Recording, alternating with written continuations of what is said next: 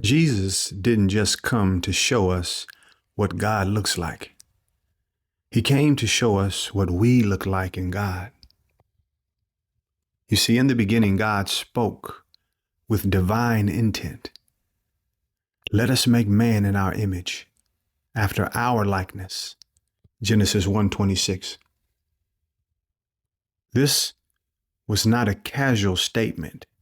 It was heaven revealing his blueprint for what life on earth was meant to be. Humanity was created to reflect divine, to express God's nature and carry his presence. Both male and female were designed to be vessels through which God himself would be seen and experienced in the world. We were not made to resemble God from a distance, but to represent him in the earth. Humanity was the visible expression of the invisible God, heaven's design moving in human form. You see, when Adam and Eve chose independence over intimacy, the image became blurred. Sin didn't simply break a rule, it broke a flow. Humanity disconnected from the source of its true identity.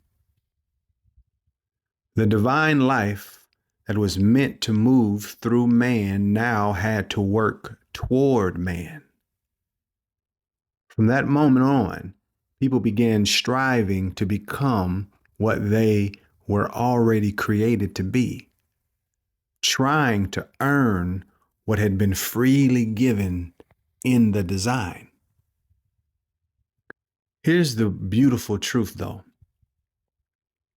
If sin had never entered the world, Jesus Christ would never have needed to come. Not because he wasn't always a part of the plan, but because we would have already been what Jesus revealed. Jesus came as the last Adam, 1 Corinthians 15:45. He came to complete what was left undone in the garden, to reintroduce mankind as the vessel that carries God's presence in full measure. Christ wasn't a better version of humanity. He was the true version, the pattern, the image, the model for what Adam and Eve were meant to be from the beginning. He lived a human life fully aligned with God's Spirit, walking in authority, peace, and divine flow. Through his obedience, he restored access to what was lost, the unbroken connection between God and man. This is where many believers struggle.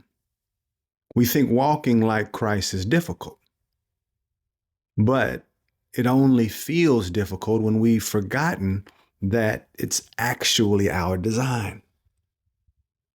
The Christian life was never meant to be a daily effort to imitate Christ. It's a continual awakening to the truth that Christ is within you. It's not imitation. It's incarnation. It's not trying. It's yielding. We were always meant to live in this divine rhythm. Jesus didn't come to make life complicated. He came to restore simplicity. Life as God originally intended. Spirit leading flesh. Heaven filling earth. God revealed in man. When you understand this, everything changes.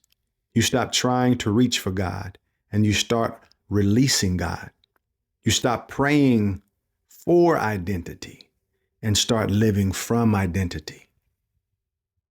The mystery of Christ is not God above us, but Christ within us, the hope of glory. Colossians 1:27. The cross didn't just erase sin, It reactivated the original blueprint of creation, the divine flow of life, power, and purpose that allows man to walk naturally in supernatural identity.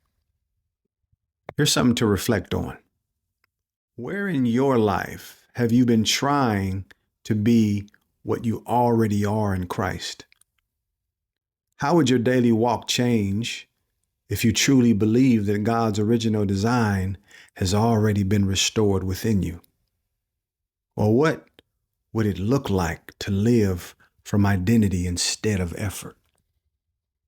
Here's a prayer and a declaration you can say. Father, I thank you that through Christ, the original design has been restored in me. I was made in your image and likeness. I no longer strive to be what I already am. I awaken to it. I walk in the same flow that Jesus walked in. Your spirit lives in me, breathes in me, and reveals you through me. As Christ is, so am I in this world. Amen.